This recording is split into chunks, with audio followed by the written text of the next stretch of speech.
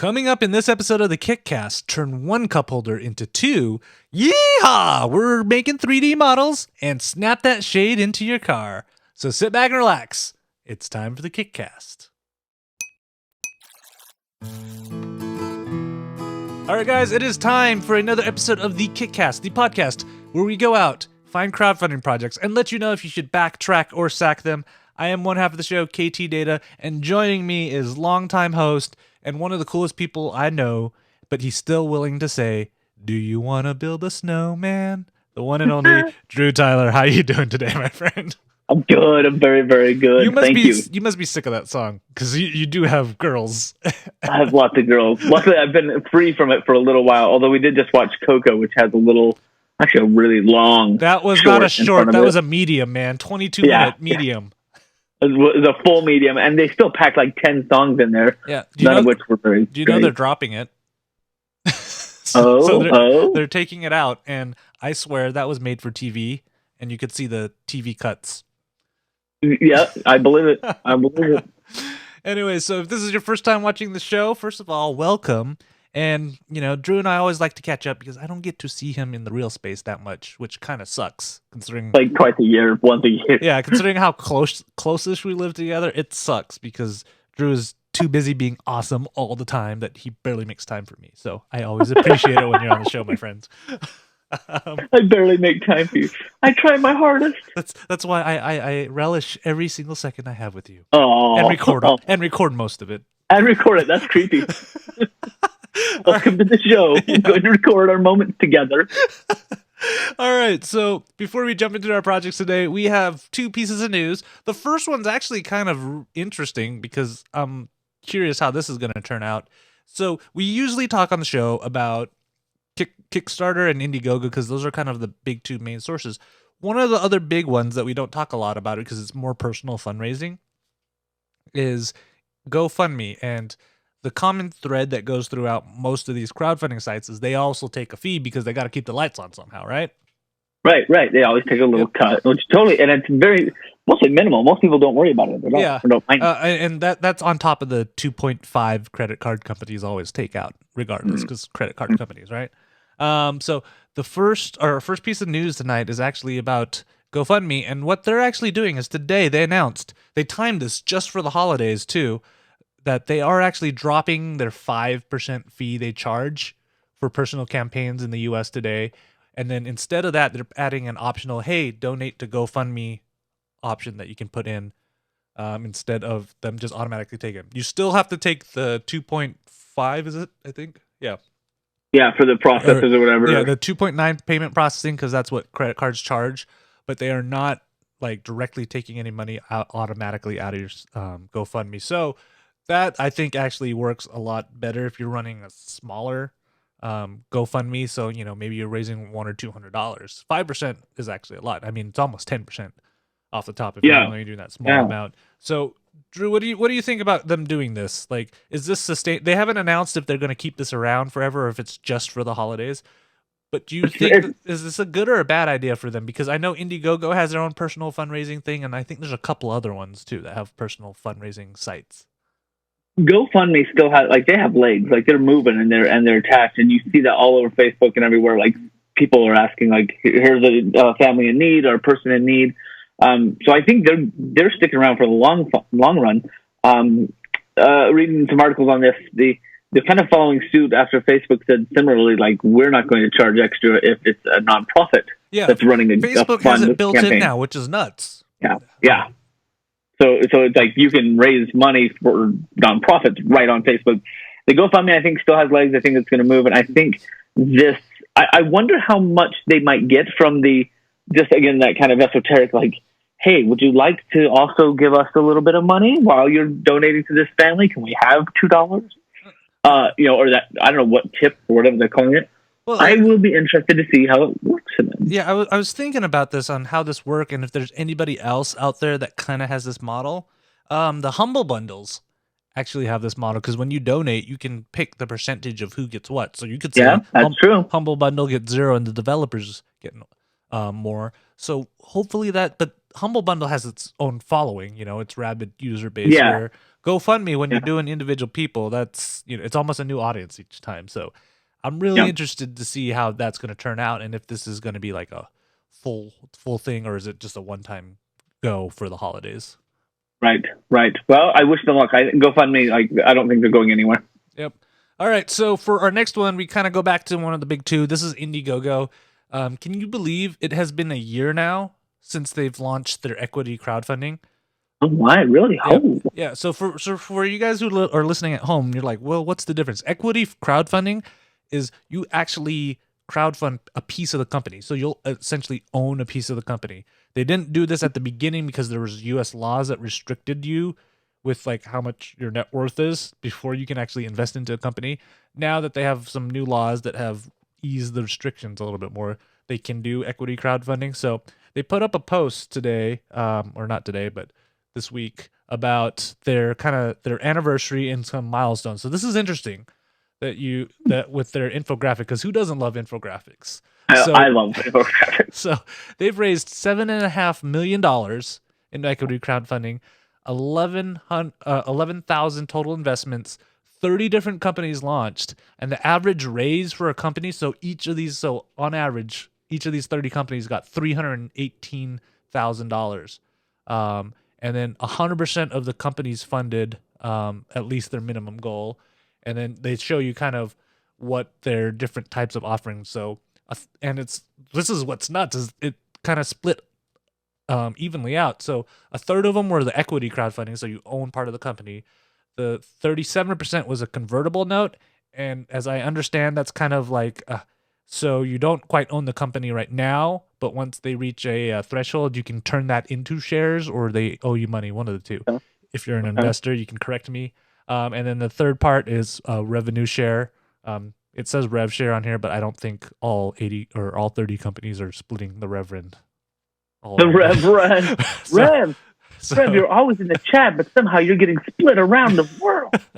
So that was kind of interesting. And then the countries, first is the United States and Canada, then Australia, United Kingdom, and wrapping it all out with Singapore, which that's kind of interesting. Singapore was a little shocking, right? It's like, oh, really? They're number 5, huh? Yeah. Oh, you know what I found interesting on that infographic was only 11,000 investments. It doesn't seem like that many. Only 11,000. Like, that's like, of all the people in the whole wide world, that number to me is like smaller than my hometown. Just small. Yeah, I guess it kind of makes sense, because I knew it was going to be like super big off the start. Because one, I think they're trying to handpick companies so it looks a little more successful. That's true. And the other thing is that when you go like, and I don't know, well, I get it, because when you do reward-based crowdfunding, like we most focus on, I'm willing to chip in $50 and stuff. But when you're doing equity crowdfunding, you're investing a little bit more. So I was looking like some of these minimums are $1,000 or higher. So it's not like I can just be like, oh, I got $1,000 laying around. You're probably doing your due diligence, looking at the company, looking at the founders, see if this is actually going to be a company that's going to be around in 6 months. Right. Yeah, but I kind of thought the 7 million was a little low. For the first year? Yeah, I was thinking you'd at least find, 10 or 20 angel investors or VCs that kind of want to dabble in this a little bit more, that would kind of pony up a little more money. But because it was 7 million divided by 30 doesn't seem like a lot. Right, 318,000. That's like an average campaign. Yeah. Any style. Yeah, interesting. But then again, I live in the world of tech and healthcare where your asks are in the $1 million per company. I don't like. You might know this better than me. I don't know how much it needs to start up a restaurant or a brewery or some kind of more of those local things, because I think a lot of them are something like that, where it's kind of a hometown business. Is not millions, for sure, not millions. And I live in the world of academia where the asks you have are no like, money. Hey mom, can I have $20 so I can order pizza this week or something? Yeah. Can I eat? Yeah, no, it seems like a low number, but I think overall, it's working. Like, right? I mean, equity idea, and they're not the only one. There are other companies that do that specifically, that are raising equity on top of the crowdfunding model. But kudos, I think they're pulling it off. Yeah, I'm excited to see where year 2 is going to take them, because now I think it was kind of smart for them to keep it small. They all look successful, so maybe they can draw in a little bit more of the larger crowds and loosen up their requirements a little bit, so we can get a few more people in and more interested. So that's always a sector that I keep an eye on, but I don't understand a lot of it because I don't make that kind of money where I can just drop it into companies. Man, I would love to have that kind of money to play around with. Like this last couple of weeks, I don't even know if we call it dabbling, but I've like micro dabbled in Bitcoin. As like investing, and it's like, this is fun. Welcome to my world, man. Like $5 and $10. Like it's so funny that it's that. Yeah, I can't play in that world. Welcome to my world. Yeah. Are you Bitcoining a little? So I'll tell you a story. I got $15 worth of Bitcoin way back in like 2011 for just being a college student, because they're trying to get college students to use Bitcoin and drive up adoption. I never spent it because I'm like, I'm just gonna keep it so I can own some of this currency. It's right now, last I checked, it was like worth $365. Fantastic. And now I got some at an event like 4 years ago, and I couldn't find it. Like I put it in some sort of wallet, and I have no idea now where. You must have it at CES. We'll talk. I know that if you got it at CES, did you get it with me? You might have. It might have been a Startup Ogden type of thing, or Startup Salt Lake or something. Yeah, because if you can find your private key, you can get those coins back. I don't know if I have it anywhere. But I've been having a good time, because it was about 2 weeks ago that, in fact, it was right before we did our last show. I put in about $33 of Bitcoin. Like, yeah, big spender, woo! And then it jumped. It started going from 8,000 up to today is at 12,000. So my $33 is now like $49. So it's been fun. Yeah, I'm interested to see if we actually get some Bitcoin crowdfunding coming up soon. Yeah, that would be interesting. Yeah, so I think that would come together, right? The fact that you can do this anonymous and quickly, and backing. I think it could totally fit. The crowdfunding world is I mean, they're finding new ways to do it on new levels and new avenues all the time. Yep. It's only a matter of time. Yep. All right, so that is kind of our news today. We have our kick shouts. So these are our Twitter linked shout outs to projects. If you ever have a crowdfunding project you want us to mention on the show, just shoot us an email, kickcast@ktdata.net, or facebook.com/kickcast, or @kickcast on Twitter. And just send us a link to your project and send us a really short blurb. So we have one. It's called Spinnerality, a cyberpunk management game. So the description is, run a global mega corporation, manipulate culture, destroy governments, and become immortal. So it's a PC game, but I think Windows, Mac, and Linux are available. And what you're doing is you're running this corporation. You send out missions and stuff. You can manipulate people. It really, really reminds me of a game that I use, a hacking game released. It's weird to say early 2000s, but in the early 2000s, called Uplink, where you were a hacker and kind of moving diagrams on and kind of pseudo hacking. You're not really coding or anything, but you're moving stuff around. It's kind of a game that follows that art style and gameplay. And they're at $9,975 of their almost $12,000 goal. So if you guys want to go back it looks like a cool game. Check it out, and it's called Spinnerality. So SPINNORTALITY. Love the name. And what's great is it's one of those games that already has a demo. So if you want to go check out the demo before you back, run over there and it'll have you play. All right. Wise. So it is time for our first project of the night. So Drew, I know you drive, but you're not too far away from. No, I don't commute at all from your office. So, but you love soda. And soda. Many a time I've seen you tweet out that you've gotten a fizz soda early in the morning. So let me see if you've ever had this problem. So you have your fizz soda in your hand. You're about to get into your car. You get into your car. You put your iPhone 10 into the cup holder. Then you have your hand, and you're like, "Crap, where do I put the fizz soda?" And then now you're trying to manipulate your cup holders, because I'm not gonna lie, my car, one of my cup holders is just filled with stuff, and I don't use it as a cup holder, really. It just has stuff in it. Yeah, myself. Yeah, yes. So what? How are you solving this problem? You've piqued my interest. So our first project of the night is called the Cup Plus. So I like the description. It's cup plus cup. So it's this little plastic device. It's so simple. A plastic device that has another cup holder attached to it. So you drop it into your cup holder, and so the cup holder in your console, you can use to store your phone and stuff. And on the other side has a cup holder with an open bottom, and that's where you put in your soda, and it'll hold, and they've built it so it stays pretty stable. And as you're driving, now you essentially just split your cup holder into two. So simple, but yet like ideal, right? Like, and this is. I've run into this problem so many times. I'm like, I need one of these. It's like a shelf cup holder. It's an extra cup. Yeah, and I love how it's elevated too, because that's always been my problem too. Is that you put your cup holder in, and then you're playing that while you're driving, trying to feel for your cup. Where this one's a little more elevated, so I think you can reach for it a lot easier. Mm-hmm. It looks a little. Well, I don't know. It looks a little skinny on the base. I don't know if it'd fit my big giant cups of drinks that I'm getting. So that's the thing is, you look on the page. This is a 64-ounce cup they have right here. Yeah, it is. And so like it's pretty easy on how to do it. So what you do is you just throw it in, and then they've designed it so the base. They've tried to fit as many cup holders as possible. There's a few cup holders that don't work with it because car manufacturers, right?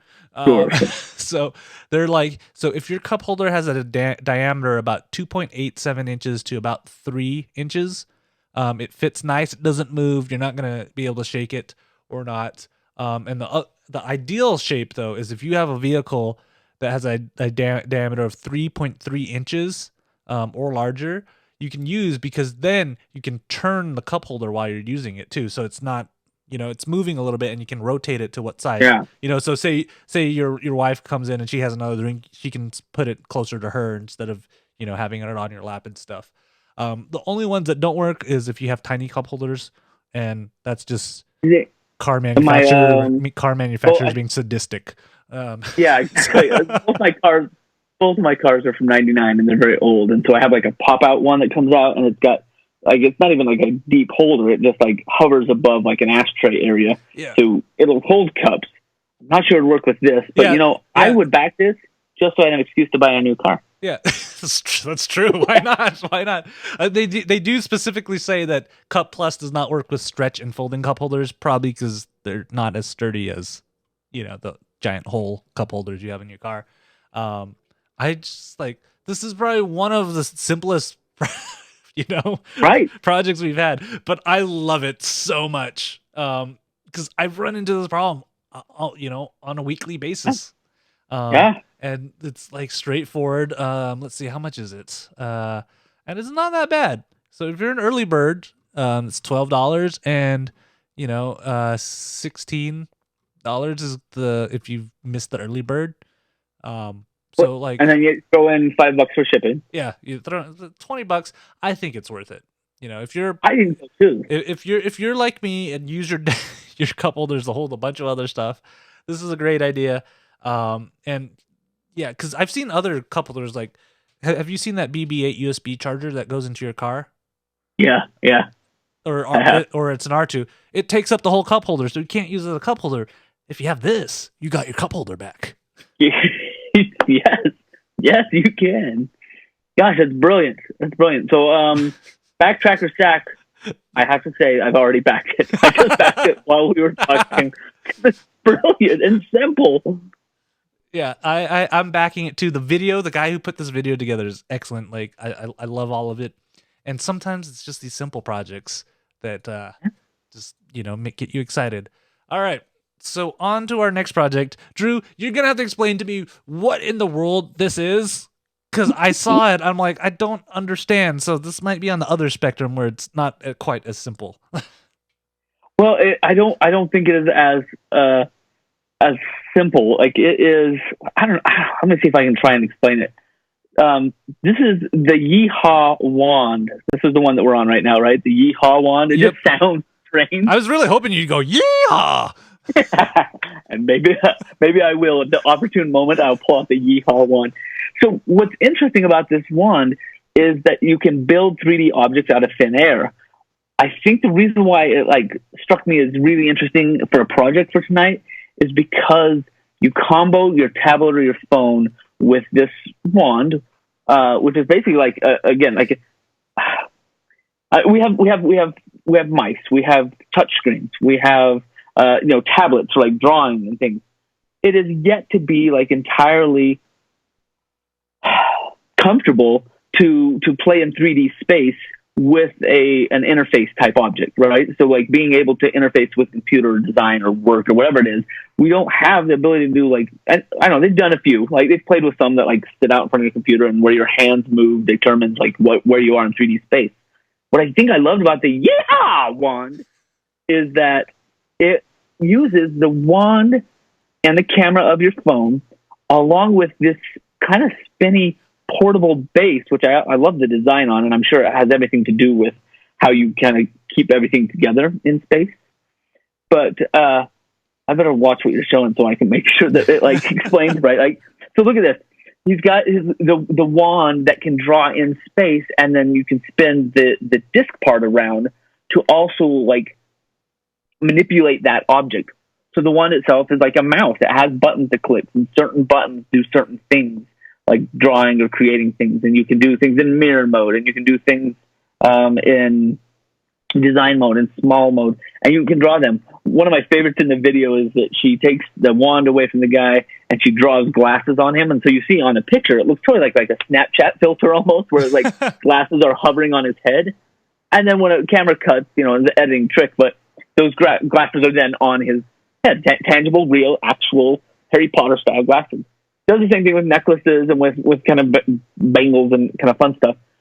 So to complete the thought here, the Yeehaw Wand creates three-dimensional like STL files, I guess, like the things that you use for 3D printing. If you have a Yeehaw 3D printer, you just hit print and it sends it to your printer, and you create, like, it'll print that thing that you just drew. Much simpler than even a Google SketchUp, which is like the simplest form of creating a 3D object. This is like draw it, move it, manipulate it, erase it, like mesh it, and then print it. But you don't have to have a 3D printer.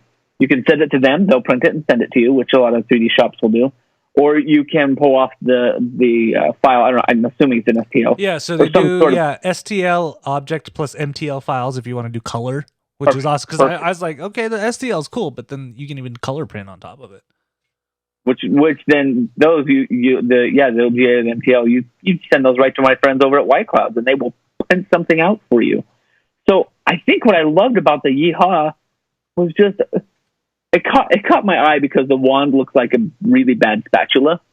I was like, why is he using a rice spatula for right? this?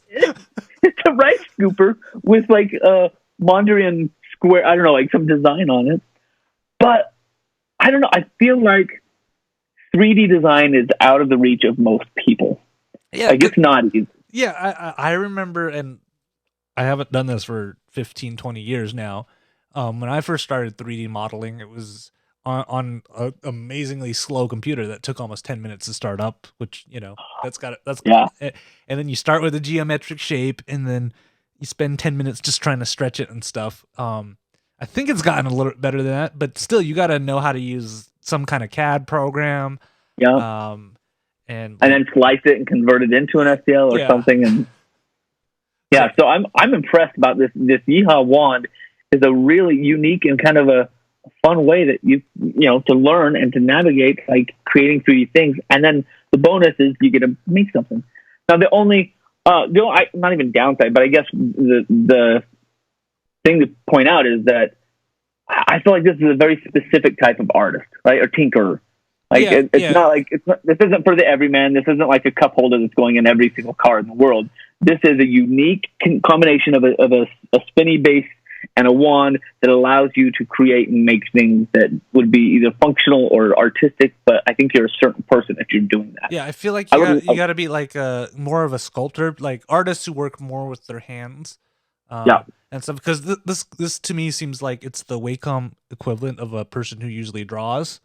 Because I know a lot of digital artists, they use the Wacom, but they're like, it feels different than using pen and paper. Like I know some people buy like sheets to put on top of their Wacom, so it feels more like paper, so they can draw.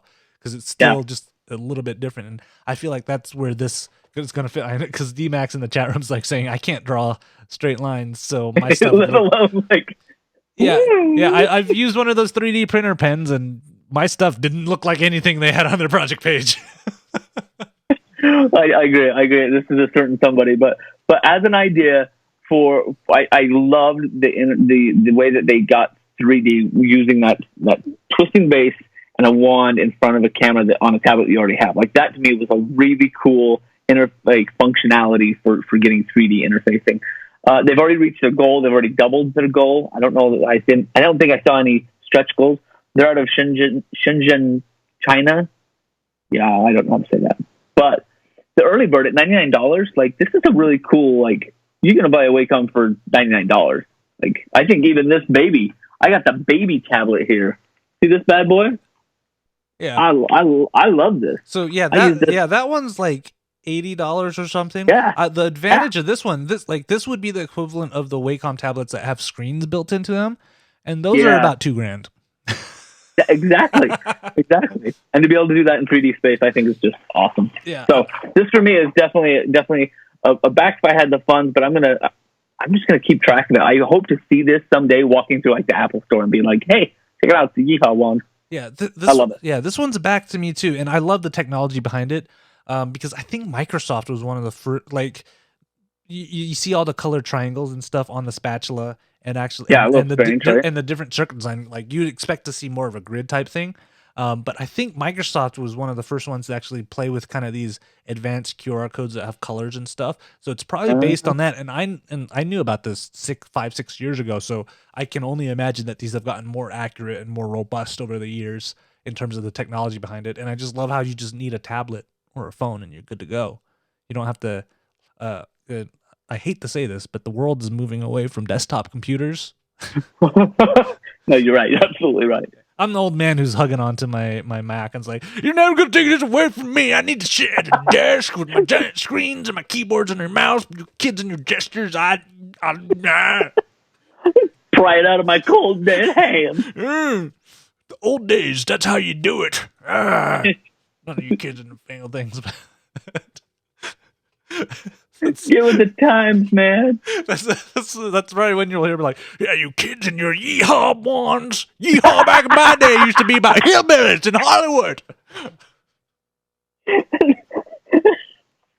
I got nothing. And that, my friends, is the Yeehaw Wand. If anything, back them $1 for having an awesome name. Yep. Yep. All right. So on to our last project tonight. This is ones that you guys vote for. So keep in mind, we always post a poll the nights that we record on Tuesday nights that you can vote for the projects. This was the one that won. And I don't know if you've probably had this problem with your kids, right? Because they're sitting in the back and then you just hear while you're driving, it's a nice sunny day. You're like, "Dad, I can't see anything. The sun's in my eyes. It's getting too hot back here. It's like this. It's just too shiny, right?" I get all kinds of stuff. I feel like I may have triggered some PTSD just doing that. So our last project of the night is called the Quick Snap. So these are window sunshades, and so these are really cool. They are actually made custom to your window size, and then all you got to do is you snap them into the window, and they're good to go. And so you're going, "KT, isn't this what window tints are for?"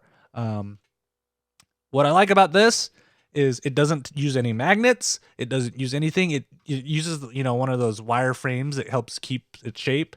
And then you just pop it into the window, and it's held by the force of that wire frame. Yeah, because it's window. That's right. So I like these a little bit more because this is a lot cheaper than window tinting.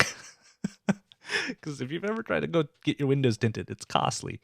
Yeah. And then you can't, and plus you can't take those off. And if you get them too dark, the cops will make you take them off when you're doing your safety inspections.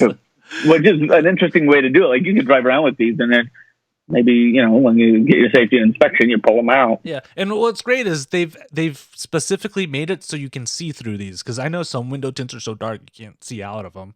Right.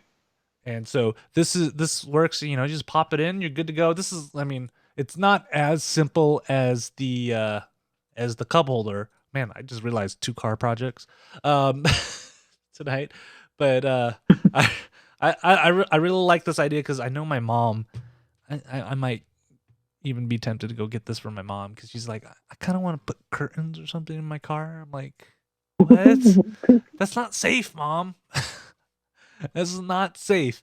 And what's interesting is when you do end up backing them, what you do is you send them your year, make, and model of the car, and then they'll make it custom to fit your window size. So it's because I mean, you know, even some of those sunshades are a little weird, right? Where Yeah. you try to they try to make it universal, and then when you put it on your windshield, there's like still like a 3-inch gap or something in your car. Yeah. That's why I really like these ones, is because they're all kind of custom made. And for me, I am not I am not handy or good with cars. So the less modification I need to make to my car, probably the better for my own sake before I ruin my car. Yeah, but especially in something like this, it's like not permanent. It's going to do the job and be done. I've got a second use for you, a little alternate use here for us shooters. You could pull this out of your car and use it as like a diffuser or a shade, or we pay like $150 for a set of flags. You could put this on the shoot, just control the sun. Yeah, that's genius. Because I always thought about it. It's like, how come if I've ever need a reflector, why didn't I just run to my car and use my sun shield? Yeah. And you totally can. And these, you do the same thing. It's just that you cut the light. And so if somebody's in too bright of light, you pop that over their head, or you put it up to block out the light. Anyway, it's just double purpose here. I love it. So Rev is asking a question. What if you need to do it with the window down? They say you can use it with the window halfway down. They don't recommend putting it up with the window all the way down. This is a good point. So, then it's just gonna go. There's a high chance it might fall out. So halfway down is okay. All the way down, not. But I mean, it's not hard to take off. That's the whole point of it. Is easy to put on and take off. So if you're gonna open the window, just pop it off and you're good to go.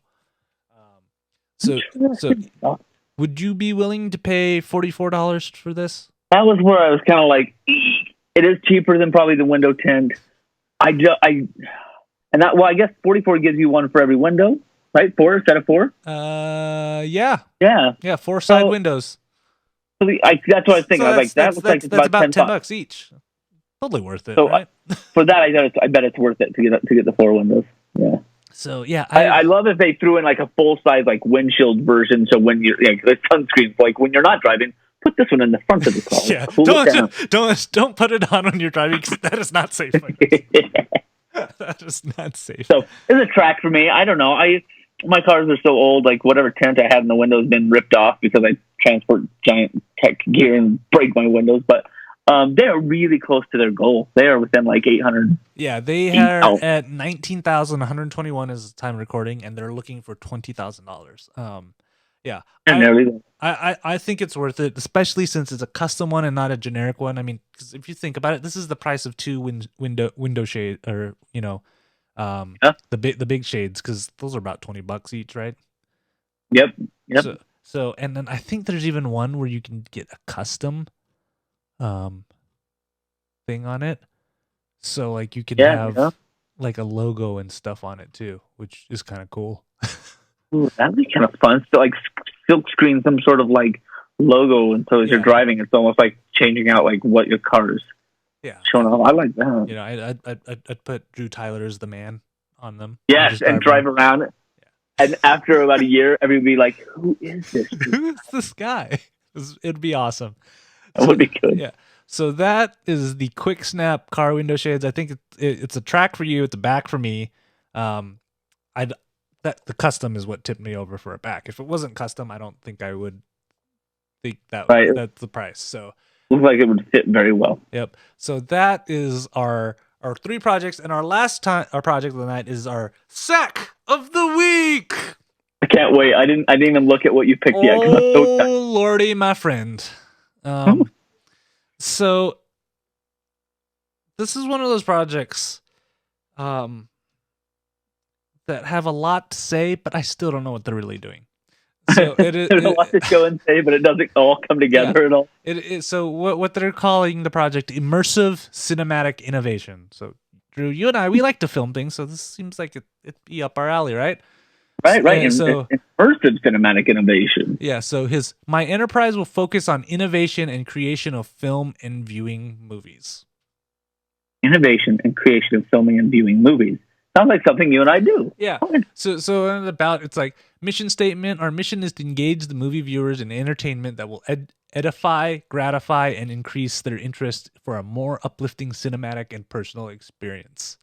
We are taking our production company to another level. Our cinematic innovation will change the way movies are viewed as we advance into a more sophisticated entertainment arena forever. This will cause both moviegoers and our film production company to change the way cinema is produced. Moviegoers will be able to not only watch but deeply engross within the movie itself. They will be able to experience their favorite movies in a more physical way. This fresh and unique experience of cinema will provide it a more complete involvement for moviegoers run by a team of passionate movie lovers. We are firm believers in discovering new ways of making film and watching film. We are friendly, open-minded, and dedicated professionals who will go the extra mile to create something that has never been done before. At least they're friendly. So the rest of the page, and it goes, there's a lot more, has text just like this. I still don't know what they're doing. They want $50,000 for something. I don't know what they're doing. So I'm watching the video at the same time, trying to match up what you're reading with what's going on. My favorite line, by the way, was moviegoers will be able to not only watch, but will deeply engrossed within the movie itself. I would love to be engrossed in a movie. So here's what I'm guessing it is. So I'm going to try and guess that this is based on kind of the visuals they were showing in the movie. When I'm thinking, and some of the designs they were showing, and it seems like the wrong angles, but they were making you've seen these like planetariums, but they want to be like, you sit down in a row of chairs and we wrap the screen around you and above you, or at least in a little bit more broad, like a curved TV, right? Like the big old curved OLED or whatever they have now. Mm-hmm. They want to do that in a movie form, possibly, where it makes it more immersive. This is my guess. This is what I'm surmising from what they're talking about, is that you could go into instead of going in and be like, I'm in a theater, it's a very big box and there's a big square that we're watching. Their immersive cinematic experience would be, well, they also have the Tower of Terror in their movie, so I'm not sure. Did you see? Did you get to the point where there's a random wedding film footage put in? Yeah. Like, and the guy's going like halfway through. Yeah, halfway through the video, it just starts showing a wedding shoot somewhere. Yeah. That I don't understand where it goes. So and that's where it confused me, because it sounded like they want to build a specialized cinema, so like almost like an IMAX cinema where you're fully engrossed. But then they also somehow envision that because they're going to have to do that, they're going to have to switch up how they film. Like, how IMAX has their special cameras, they're going to have their own special cameras and techniques and stuff. But I'm not quite sure they're doing that. And also for $50,000, that seems a little low if you're going to do all of that. Redesign and rebuild this. That and their wedding footage wasn't that impressive either. So. Well, and towards the end, they start doing some, I don't know if it's it's got Stargate in there somewhere. Oh, yeah. So look at this. So you see the splash image right here? You see the entrance doorways? Around the entrance doorways, that is actually a Stargate. And it is Stargate. Yeah, I know. Those are Stargates because those actually have the symbols on them. And from the looks of it, I can't tell if it's an Earth Stargate or a Pegasus Galaxy Stargate, or if it's the one that was on the ship that no one likes. But yeah. So there's different kinds? I had no idea there's different kinds. There's 3 different gates because when you travel to different galaxies, Drew, the star coordinates are different. I'm sorry, I didn't realize. But what's funny about the edit on that edit, if you watch towards the end of that, it takes 2 of these rendered out animations of walking through one of those doors and standing in front of a couple of chairs in a theater. And it split them, you get a second of each one, second of this one, second of that one, second of this one, second of that one, and it's combed together. It's ugly. Edit wise, if one of my students turned that in, I would say, "Wow, were you on drugs? What happened to the editing here? It's just so disjointed." And Anyway, they always blame the editor, but yeah, I'm with you. I don't know quite what I don't know what they're doing, which does not make me comfortable to give them money for their $50,000. And like everything they've written is so, there's a lot of words that don't say anything. I mean, because and then you look at the pledges again. My pet peeve: there's no $1 tier. That always bugs me. And their $50 tier is shout out on our social media site so your friends know where you were there when immersive cinematic innovation makes history. That's $50. You get a social media shout out, and the estimated delivery is in January 2018. Is this like a face? Like they don't even link to a Facebook page or a Twitter page. Or like, how do I know what your audience reach is? I mean, I could go create a brand new page that says KT's Kickstarter and then go start a Kickstarter where I give you a $1 tier. If you give me $1, I'll give you a shout out on my social media page. Good. I like the way you're thinking. I am not able to see. I'm not able to see a website anywhere. I don't see it listed, or maybe it's out there. I just haven't. There is no like social connection. So I'd like to know who's shouting. I just found it. I looked. So I'm looking at his background. I was born and raised in Miami, Florida. I grew up with a sports background, which gave me an opportunity to go to college and play. I graduated from the University of Memphis with a Bachelor's of Science degree in education at the Kemmons Wilson School of Hospitality and Resort Management. I interned at the University of Memphis Tiger Funds and Scholarship Office and played Division I football for Memphis. My ultimate goal is to innovate the film industry, employing his profile got cut off. I got to read it. Let's see. Employing my critical thinking, communication, leadership skills, and my passion for people's success. My passion of film comes down from me loving to go to theaters and watch epic movies. What gave me the mind to create a cinematic innovation was I wanted going to the movie theaters to be a highly greater tradition than what it is now. I also don't want to see it die down because of home entertainment. Sports and film have been my whole life, and therefore I will love to stick with those fields. Well, and you should. I mean, his website, like for his weddings and stuff. Like that looks pretty solid. This is Here's what I'm hesitant to say this because I'm sure he's a great guy, but I feel like at some point somebody hit him in the head too hard. Like his website looks great, looks fantastic, just like any of my students. Like my shooting, here's my demo reel, here's all the things that I can do. This feels like a really strange step to be like, I'm now going to raise a bunch of money and innovate.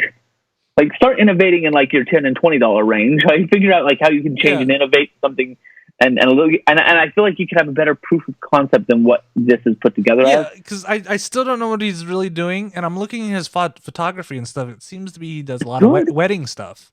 That's good. So why don't you start a little bit more with that instead of because I looked through it. Did you see anything that showed that he was doing cinematic films? No, there's nothing on this site, and not to say that he doesn't, but everything on his cinematography is looks like movies. But the stuff looks quality. The stuff looks good. It looks fine. I question like what point he said, I've got an idea, gonna make myself a theater. And again, I'm not even sure you and I understand what is going on. What's going on? Because I mean, because wedding photography is its own beast, right? And then going to making a feature film, that is an entirely different beast. Yes. Yeah. It's just like I don't even feel comfortable doing that without a lot of help and advice from the wise and sage Drew Tyler, because he's actually done it for reals. So that. And so that's why I'm just like, it seems like a back of the napkin idea that needs to be fleshed out a little bit more. And my suggestion is, before you posted this project, send it to someone, have them take a look without you saying anything, and see if they understand what you're trying to say. Because I feel like your message is lost in translation somewhere. I'm going to agree with you on that, Zach. Something's going on. We're not getting the full story here. Yep. But wow. Yeah. But if you need a wedding video down, where's he, in Miami? Where did he say it was? Lauderdale, I think. Somewhere around there. wherever he is now. Then stuff looks good. Yeah, Go get it. Yeah, it looks pretty solid. So if you guys have sacks of the weeks or projects or anything at all, like really, we just like hearing from you guys. Shoot us an email, kickcast@ktdata.net, or on our Facebook page, facebook.com/kickcast, or on Twitter @kickcast for the show, @ktdata for myself, and @night20 for Twitter Gold. So that, that the sad part about this, Drew, is anytime we do the sack of the week, that's the ending of our show. So we encourage you guys to show up for our next episode, which is going to be on the 19th of December. Nope. No. I'll be in Anaheim. Oh, Drew's so it may be, but it may not. You'll get a superstar host or somebody. So if you want to run on the 19th, we'll have to find a backup host. Yep, we'll find a surprise host. Because that probably actually, I might actually for once be able to do a show with you prior to CES. Oh, hey. Because I'm looking at it, CES actually is the second week of January, not the first. So we might be able to see you in the next year or so. But yeah, keep an eye on our social media channels. High chance that there's going to be an episode on the 19th. Who's going to be hosting it is always is a mystery. Tune in to find out. But we'll have Drew in spirit, or he's just going to be eating a lightsaber churro in the name of KickCast. Ooh, I like that idea. They have handles. They have handles and stuff, so it's awesome. So, Drew, do you got anything to plug before we go? Nothing really good. If you're on the Kickstarter and you're bored, look up the Necronom Nom Nom. I thought that was a fantastic. I mean, it didn't fit in anything that we were doing tonight, but it's a fun little look. It's called the Necronom Nom Nom, a cookbook of Eldritch horror. And somebody took all the Lovecraftian type of horror and actually wrote like recipes for things. Anyway, it's a really well done project.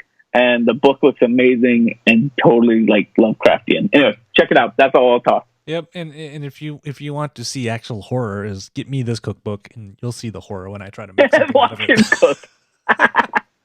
All right, guys, we will see you in 2 weeks. Drew, have fun at Disneyland.